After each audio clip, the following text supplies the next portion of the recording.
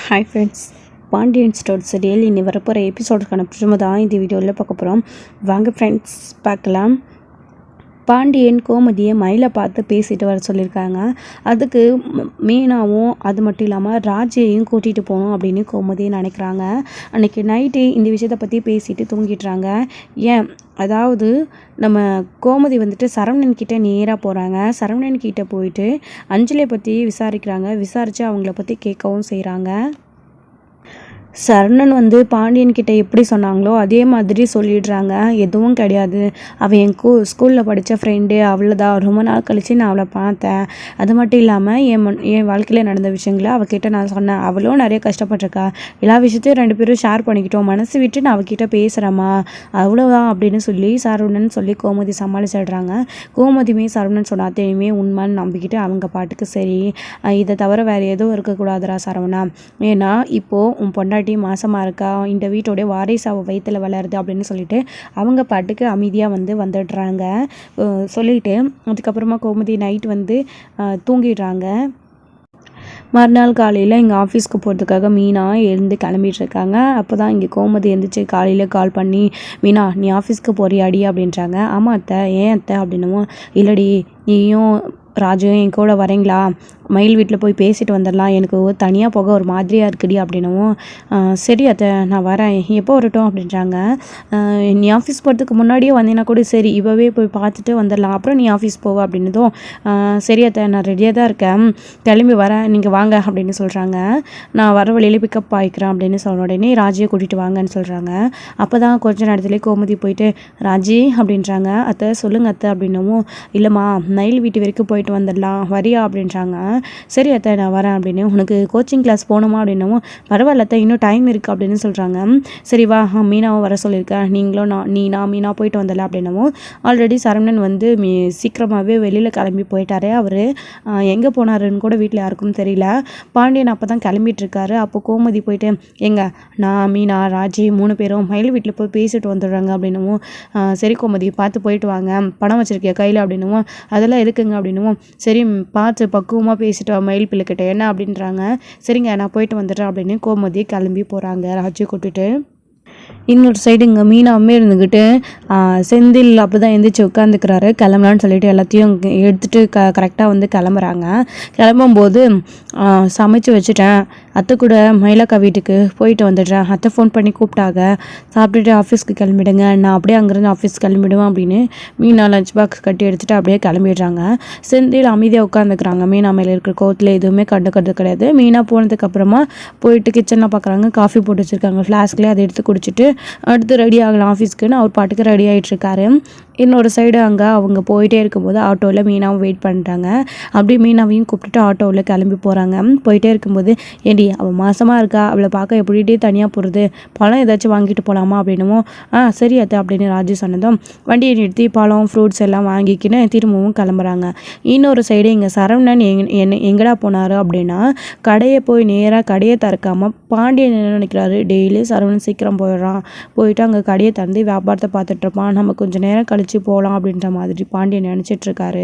ஆனால் சரவணன் அங்கே எப்பயும் அப்பா லேட்டாக தானே வருவார், சீக்கிரமாக வரவா போகிறாரு அப்படின்னு போய் கடையை கூட திறக்காமல் நேராக கோயிலில் போய் அஞ்சலியை பார்த்து பேசிகிட்ருக்காரு.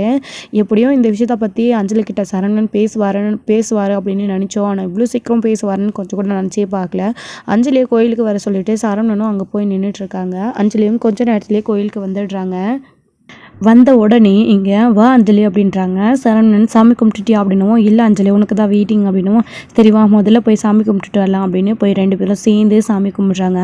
சாமி கும்பிட்டுட்டு இங்கே உட்காடுறாங்க. என்னாச்சு சரவணா, என்கிட்ட ஏதோ தனியாக பேசணும்னு வர சொல்லிட்டு இப்படி அமைதியாக இருந்தால் என்ன அர்த்தம் சொல்லு அப்படின்னு சொல்லிட்டு அஞ்சலி கேட்குறாங்க.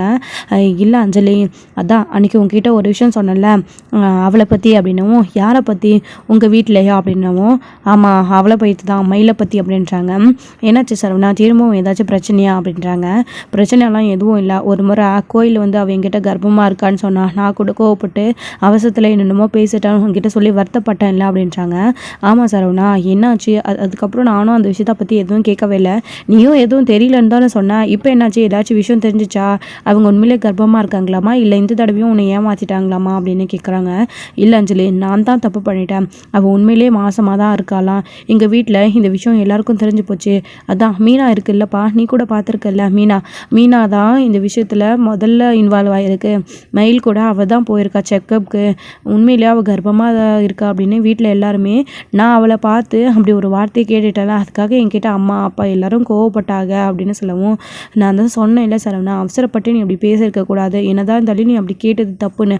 அவங்க உண்மையிலே கர்ப்பமாக இருந்தால் என்ன பண்ணுவ அப்படின்னு சொல்லி நான் அப்போவே கேட்டல, ஏன் சரவணா இப்படி பண்ணிட்டேன் அப்படின்னு சொல்லிட்டு அஞ்சலியும் கேட்குறாங்க. நான் தான் அப்போவே நான் பண்ண தப்பை உணர்ந்து நான் இப்படி சொல்லிட்டேன்ல அஞ்சலி, நான் என்ன வேணும்னு பண்ணேன்? அவள் பண்ண தப்பு அந்த மாதிரி. அவள் கண் முன்னாடி அவளை பார்த்தாலே அவள் எனக்கு ஏமாத்தின துரோகம் தான் எனக்கு கண் முன்னாடி வருது, நான் வேறு என்ன பண்ணுவேன் அப்படின்ற மாதிரி இங்கே சரவணன் அஞ்சலிக்கிட்ட சொல்லிட்டு இருக்காங்க. அப்போது அப்படி சொன்ன உடனே இங்கே அஞ்சலிக்கு முகமே மாறிடுது. ஏன் அப்படின்னா, சரவணன் விவாகரத்து வாங்கணும்னு நினச்சிட்டு இருந்தாரு. அஞ்சலியும் அதே மாதிரி விவாகரத்தாய் இருக்கிறவங்க பழைய காதலை 2 பேரும் மீட் பண்ணிக்கணும். உடனே எப்படியாச்சும் சரவணன் கிட்ட பழகி நம்ம இதில் சரவணன் கல்யாணம் பண்ணிக்கணும்னு அவன் ஆசைப்பட்டான்னா, மனசளவில் நாமளும் ஒத்து போய் 2 பேரும் கல்யாணம் பண்ணிக்கலாம் அப்படின்ற ஒரு மைண்ட் செட்டில் இருந்தாங்க அஞ்சலி வந்துட்டு. ஏன்னா சரவணனை அவங்களால மறக்க முடியல, முதல்லையே லவ் பண்ணி கல்யாணம் பண்ணிக்கணும்னு ஆசைப்பட்டாங்க. ஆனால் சரவணன் வந்து அவங்க அப்பா பேச்சு கேட்காம தங்கமயில கல்யாணம் பண்ணிக்கிட்டதுனால முதல் லவரை விட்டு கொடுத்துட்டு வேற ஒரு பொண்ணை கல்யாணம் பண்ணிக்கிட்டாரு. ஆனால் இப்போது திரும்பவும் அவங்களுக்கு இப்படி ஒரு சுச்சுவேஷன் அப்படின்ன உடனே இந்த வாய்ப்பை பயன்படுத்திட்டு, ஏன் நம்ம ஃப்ரெண்டு சொன்ன மாதிரி கடவுள் நமக்கு ஒரு வாய்ப்பாக இதை கொடுத்துருக்காரு அப்படின்னு அதை யோசிச்சு நம்ம கல்யாணம் பண்ணிக்கலாம் அப்படின்னு அஞ்சலி நினச்சாங்க. சரவணன் அப்படியெல்லாம் எதுவுமே கிடையாது, அவன் சொல்கிற மாதிரிலாம் இல்லை, நீ எதையும் கவலைப்படுத்திக்காத அஞ்சலி அப்படின்னு அன்னைக்கு சொன்னவர். அவளுடைய அப்பா அம்மா கிட்டேயும் எனக்கும் அஞ்சலிக்கும் எதுவும் இல்லை அப்படின்னு சொன்னவர், இன்னைக்கு அஞ்சலியை பார்த்து என்ன ஆச்சு, ஏன் ஒரு மாதிரி ஆயிட்டா அப்படின்னு கேட்கவும், ஒன்றும் இல்லை சரவணா, இப்போ நீ என்ன பண்ணுறதா இருக்கு அப்படின்னு அஞ்சலி கேட்கும்போது, அந்த குழந்தை வேணும் எனக்கு அஞ்சலி, அந்த குழந்தை எங்கள் வீட்டோட வாரிசு. ஆனால் அதே சமயத்தில் அவள் பண்ண விஷயத்தெல்லாம் நான் ஏற்றுக்க மாட்டேன். கண்டிப்பாக அவன் மேலே எனக்கு இன்னும் கோவம் இருக்குது, அதை நான் குழந்தைக்காக மன்னிக்கவும் மாட்டேன். குழந்தை எனக்கு வேணும், ஆனால் அவன் எனக்கு வேணாம் அப்படின்ற மாதிரி இங்கே சரவணன் சொல்லிடுறாரு. அப்போது அந்த குழந்தைய பெற்றெடுத்து அவங்க உங்ககிட்ட கொடுத்துருவாங்கன்னு நீங்கள் நினைக்கிறீங்களா சரவணா அப்படின்றாங்க. விவாகரத்து ஆனாலும் சரி, நான் கோர்ட்டில் கேஸ் போட்டு திரும்பவும் என் குழந்தைய நான் என்கிட்ட வாங்காமல் விட மாட்டேன் அப்படின்னு சரவணன் சொல்லிட்டு இருக்காங்க. அப்போது உன் முகம் ஏன் மாறிடுச்சு அஞ்சலி அப்படின்றாங்க. ஒன்றும் இல்லை சரவணா அப்படின்றாங்க. புரியுது அஞ்சலி, மறுபடியும் நம்ம 2 பேரும் மீட் பண்ணிக்கிட்டோம், ரொம்ப நாள் பேசணும் பழகணும், இதெல்லாம் வச்சு எப்படியாச்சு நான் உன்னை கல்யாணம் பண்ணிப்பேன்னு நீ நினச்சிருப்ப. ஆனால் நீ கவலைப்படாத அஞ்சலி, நான் உன்னை கல்யாணம் பண்ணிக்கிறேன். அவள் எனக்கு வேண்டான்னு நான் முடிவு பண்ணிட்டேன், அந்த குழந்தை எனக்கு வேணும். உனக்கு ஓகே இல்லை அஞ்சலி, கவலைப்படாத, தைரியமாக இரு, நான் உன்னை கல்யாணம் பண்ணிக்கிறேன், உனக்காக நான் இருக்கிறேன் அப்படின்னு சரவணன் இங்கே அஞ்சலிக்கு வாக்கு கொடுக்குறாரு. இப்படி பேச இவருக்கு எப்படி தான் மனசு வந்துச்சுன்னே தெரியல. என்னதான் அவங்க தப்பு பண்ணியிருந்தாலையும் அவங்க மேலே கோபம் இருந்தாலையும் கோபம் நியாயமானது தான். ஆனால் வீட்டில் பெரியவங்கன்னு கோமதி பாண்டியன் மீனா கிட்ட, அதாவது மயில்கிட்ட பேசி ஒரு முடிவு எடுக்கிற வரைக்கும் பொறுமையாக இருந்திருக்கணும். அவசரப்பட்டு எங்கள் அஞ்சலிக்கு வாக்கு கொடுத்துட்டாங்க.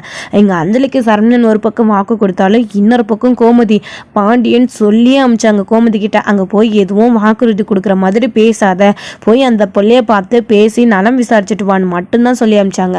ஆனால் அங்கே போனதுக்கு அப்புறமா அங்கே இருக்கிற ஆர்வத்தில் கோமதி என்ன பண்ணுறதுன்னு தெரியாமல் அவங்க வீட்டுக்கு போய் ரொம்ப கண் கலங்கி வருத்தப்பட்டு அழ ஆரம்பிச்சிடுறாங்க. மயிலை நினச்சி பண்ணதெல்லாம் தப்பு தான், சரவணன் அப்படி ஒரு வார்த்தை கேட்டிருக்கவே கூடாது, நான் கோவப்பட்டு அவங்ககிட்ட சண்டை போட்டேன், நீ கவலைப்படாதம்மா, வயிற்றில் இருக்கிறது எங்கள் வீட்டோட வாரிசு, நீ தைரியமாக இரு, உன்னை அப்படியெல்லாம் நாங்கள் கைவிட்ட மாட்டோம், அந்த குழந்தை எங்கள் வீட்டோட வாரிசு அப்படின்னு ரொம்பவே வருத்தப்பட்டு கோமதி பேசி அழ ஆரம்பிச்சிடுறாங்க. மயிலும் அங்கே அவங்களுடைய வயிற்றை பிடிச்சே நின்றுட்டு இருக்காங்க. கிட்டத்தட்ட அவங்களுக்கு இப்போ 4 மாதம் வயிறு லேசாக தெரிய ஆரம்பிக்குது. இன்னும் 2 மாதத்தில் வயிறு இன்னும் நல்லாவே தெரிய ஆரம்பிக்கும். இப்போவே லேசாக தொப்பப்பட்ட மாதிரியே தெரியுது. இதுக்கு முன்னாடி மயில் அப்படி இல்லை. மயிலை பார்த்த உடனே கோமதி அந்த சுச்சுவேஷனாக புரிஞ்சுக்கிறாங்க.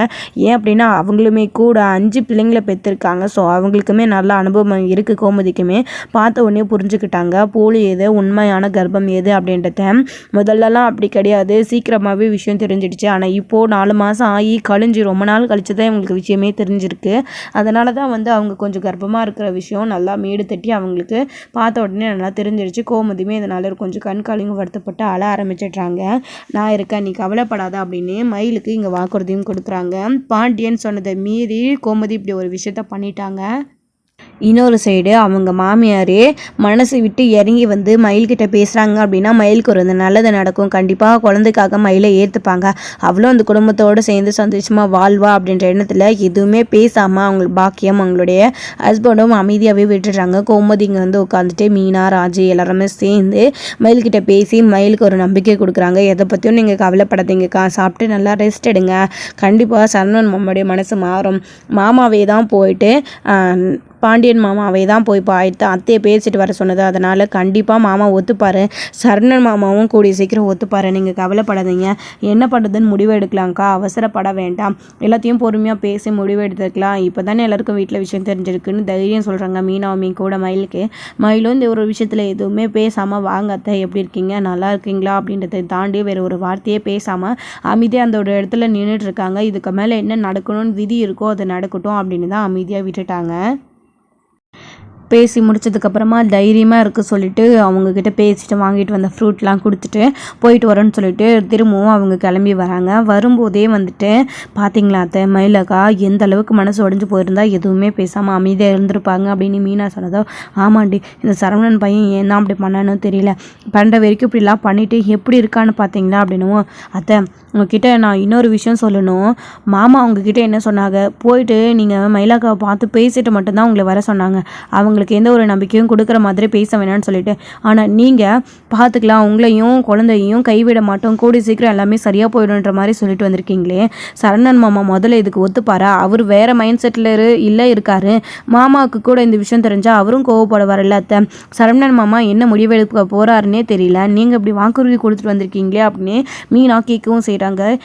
இதில் என்னடி இருக்குது, எல்லாம் இதுக்கு மேலே அவன் என்ன பண்ணுவான், இந்த வீட்டு வாரிசாக வயிற்றில் விளையாடுறப்போ வேறு வழி இல்லடி, விவாகரத்து கேஸில் எப்படியாச்சும் ஏதாச்சும் பேசி சரவணன் கிட்ட பேசி முடிவு எடுத்துட்டு அவகிட்ட அவளை என்ன பண்ணுறதுன்னு யோசிச்சு முடிவு எடுத்து நம்ம வீட்டுக்கு கூட்டிகிட்டு வரப்போடுதான், அதே அப்படி குழந்தைய மட்டும் தனியாக பிரித்து கூட்டிகிட்டு வரவா முடியும் அப்படின்ற மாதிரி கோமதி கேட்கவும், அப்படிதான் இல்லை உங்கள் பிள்ளை சரவணன் மாமா நினைக்கிறாரு அப்படின்னவும் கோமதி அதிர்ச்சி ஆகுறாங்க.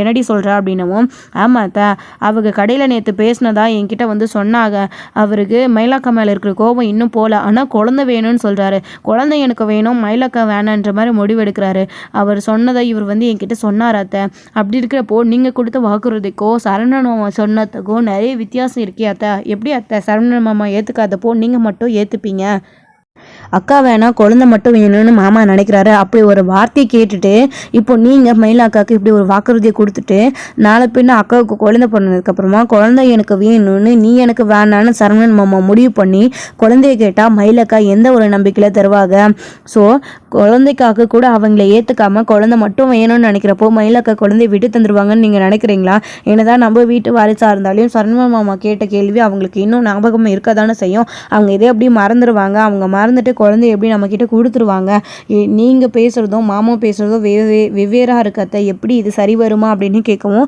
முதல்ல இந்த விஷயத்த கேட்டது கோமதி அதிர்ச்சியாகி நிற்கிறாங்க.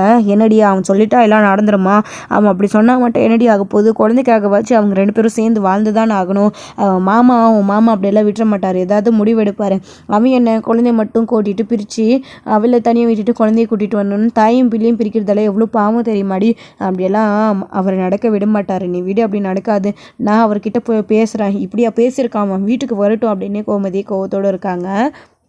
எப்படி அத்தை அக்கா சொல்கிறது சரிதானே, மயிலாக்கா எப்படி குழந்தைய பிரிஞ்சு தனியாக இருப்பாங்க, குழந்தைய அவங்க நம்மக்கிட்ட கொடுத்துட்டு அவங்க எப்படி தனியாக இருப்பாங்க, இப்போ அவங்க தன்னந்தனியாக போய் நிற்கிறாங்க, அவங்களுக்கு இருக்கிற ஒரே ஆறுதல் இப்போ அந்த குழந்தை தான், அப்படி இருக்கிற குழந்தைய அவங்க எப்படி விட்டு கொடுத்துருவாங்க, அவர் தன் புருஷனோட செய்கிறதுக்கான ஒரே அடையாளம் ஒரே வாரிசு இதுதான், நம்ம குழந்தை வந்துருச்சு நமக்கு அப்படின்னு எவ்வளோ சந்தோஷமாக இருப்பாங்க, அப்படி இருக்கிறப்போ அவங்க எப்படி குழந்தைய விட்டு கொடுத்துட்டு தனியாக இருப்பாங்க அப்படின்னு மீனா இங்கே ராஜியும் சொல்கிறாங்க.